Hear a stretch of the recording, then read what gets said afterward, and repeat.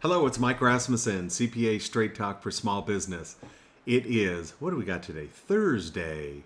And today is October. Oh my goodness, what is today? October 8th.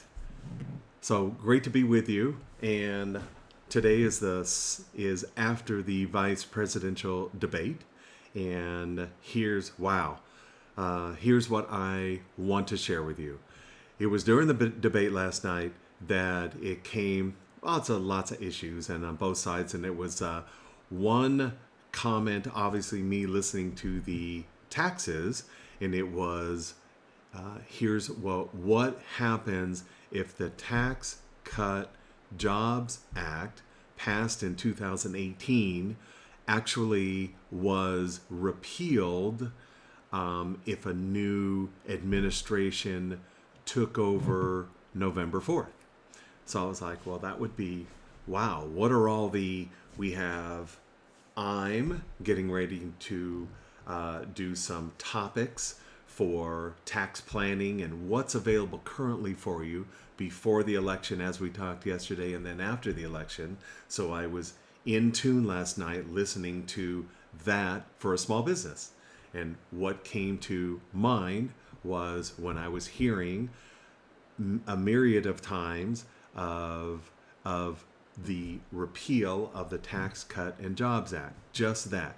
So what would anybody do? I Googled. I'm finding out, and the more I started diving into it, saw some great neutral, independent, some unbiased opinions of keeping the status quo, which is retaining the Tax Cut Jobs Act, which was passed in 18, or repealing every piece of that immediately if a new president came in and basically just wipe that off the map as if it didn't exist. So what I was going to walk through, what I'm going to do now, knowing that is such a big impact on you as a business owner. So my job is to basically look at that and say, I'm going to find, let's just say the top 10 of what I'm going to show you real quickly of provisions, law that are there that we've been trained on for the last 2 years to strategize and bring tax planning and help small businesses in this crisis, that's what a lot of the provisions were for, and actually they were even before this crisis. But economically to really get the economy going, which was the number one economy right before the pandemic hit, and now we are. Whether what you read, you're seeing we're on a rebound, but bottom line is to get that engine back going again, and these TCJA had a lot to do with it. So if it was just gone, what would happen? So I did some Googling, and I'm going to be able to show you where I'm pointing my efforts now strategically for the next up until the election. And I'm just going to pick at least 10 topics. For example, the bonus depreciation. That's one big incentive that affects small business owners out there, and how the bonus depreciation, how it impacted in the past, what it was before the act, and what it could then end up be. And that's just one. A lot of credits, the payroll taxes. There is, again, I'm going to identify the top 10 that I can find, and I will report on, do a YouTube on, talk about, so that you as a small business owner can go, wow, I need to understand at least what could happen to my business, no matter which president, whatever happens. Either all the laws stay in place, and of course those will be probably updated or modified as well, no matter, even if the current president succeeds to another term, or if a new administration comes in, and if that truly happens, to repeal the entire Tax Cut and Jobs Act, which is the intention said last night from the vice president, or from the vice president to be Kamala Harris and Joe Biden. So I went, okay, well, let me do some looking around. So here you go. And if you're at a computer, first of all, I always report on this. SBA, no real updates there. There's been no, although that the president has talked about would unilaterally do an economic stimulus payment, which would be just phenomenal. That and a PPP enhancement, just doing very isolated stimulus bills to impact the economy would be what I'm looking for. One has been talked about as the economic, just the economic impact payments. The other one would be increasing the PPP loans back to a more targeted. That would be great relief. So anyway, I'm quickly looking for SBA, IRS, and see if there's any changes there. So then I moved to my research today, and I started finding. I wasn't even aware of a what's called the Americans for Tax Reform. Again, Republican, Democrat, moot point. I'm not into the bias. I am into bringing to you specifically what the law is, just like we talked about yesterday, what the law is for that exists and how it impacts your small business. Now, I have to, November 4th, is that could change or stay consistent. So you just have to be aware of that here's what could happen. I'll give you a very specific one. Back in 19, there was the independent contractor and freelancers called the gigs nationwide, and you probably more heard about the Uber case in California, about how they're treating Uber drivers as not independent contractors and as employees, and that was actually passed in the state of California in 19. And what is proposed nationwide is to adopt that theory, which is right here in the Congress, which was Protecting the Right to Organize Act, but it was buried in here. Revise the definition of employee right here. Revise the definition of employee and supervisor to prevent employers from classifying employees as exempt from labor law protections. So what this is all doing is the freelancers, which are take an Uber driver, same, and instead of being an independent contractor, they would actually have to be an employee, which has its pros and cons, but that is a big impact on many individuals and owners, especially when the pandemic has hit, a very specific one, and you're out of work.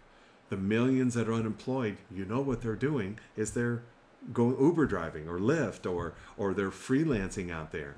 This law could severely impact how they've been reporting their income in 19 and especially in 20 or going forward.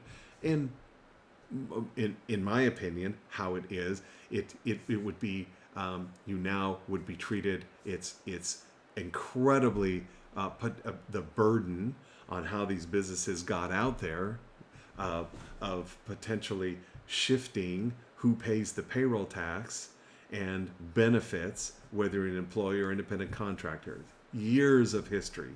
So to bring this and again, when I talk about changes, and that's the changes to adopt our strategies within your small business. Whether you're a small business and you're hiring some freelancers for marketing or internet marketing, and how you're paying those individuals, that actually will change, which means you have to, your tax advisor or your advisor or you need to make a decision, because it would impact your net income bottom line, depending on how you handle that. Because if you don't handle it correctly and you're not aware of these laws as they have changed, not only is it cash flow affect you, it affects you how you hire, because some freelancers now may not want to, or they may cease working with you if you've been paying them a certain way. But no doubt it's going to impact on your operations, which is when I talk about these, it is impact on your operation, income, impact on your pocketbook, on your bottom line. So to be aware, this is something that with a change in, this is an intention of modifying this freelancer gig that has been proposed out there. So then I go, so I need some independent. So what I did is I looked around, and here is is the most independent that I could find.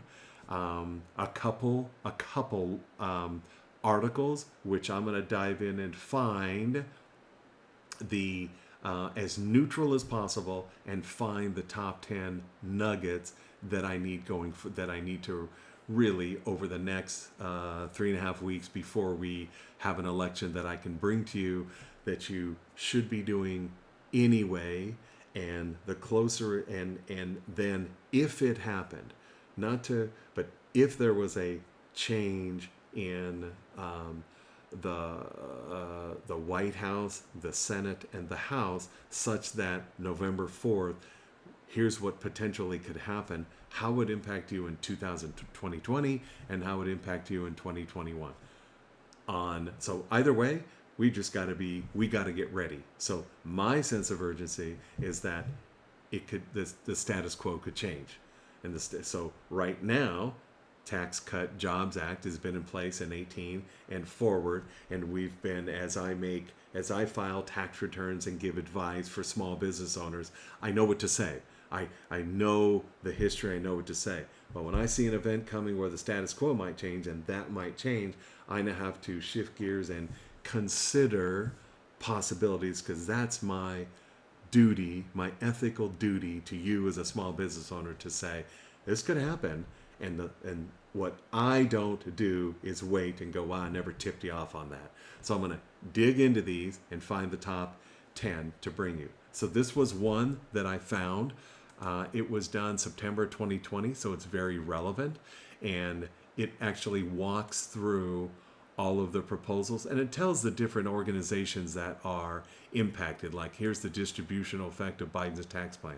Is it neutral? I can go start reading all of these articles, and what I'm going to bring to you is pick out the top 10.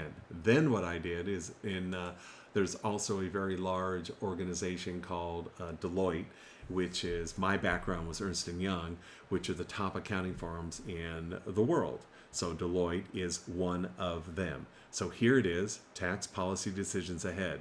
So the most neutral that I found here was this treatise, I'm going to say article. And again, I like going to SBA site, IRS, and then the top of the top authorities that are interpreting what is being proposed out there. So Deloitte has the resources to really dig in and put forward, again, neutral, putting forward. So I'm looking forward to this 27 pages.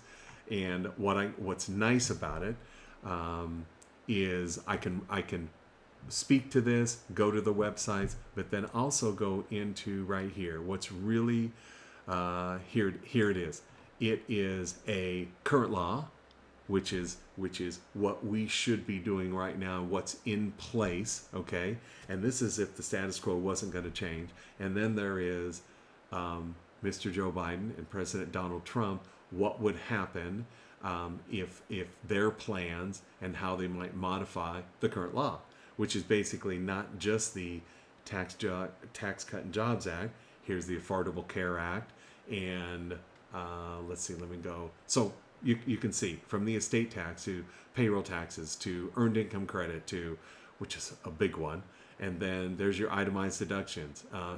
Here's capital gains and dividends. And then here's ordinary income tax rates. Okay, I'm going to take the top 10 and I will present those to you. And I will do a YouTube on those. I will look for other articles like this, but this morning this was one of the this one by a well-known Deloitte, independent, pros and cons of both, no axes to grind. That's why I was so elated when I saw it. When I look at there's a little bias. I feel this had no bias. IRS, SBA, no bias. Obviously, the Congress, the daily briefings that I look at, those are just end results. So I'm going to work with this to find the top 10. I'll have those listed, and I'm going to be start putting some videos together so that you can view those. Okay, but these impact the entire country. And coming from a tax standpoint, it's the best thing that I could bring to you. So if you have any topics that you would like to send to me, that would be great. You can send those to Mike at HiTechCPA, Mike at HiTechCPA.com, and I'd be happy to consider those as one of my top 10. But as I go through here, I'm going to be filtering through and finding the top 10 that I want to bring to your attention. Should you be doing those before November 3rd? Should you be doing those after November? What to look for after November 3rd?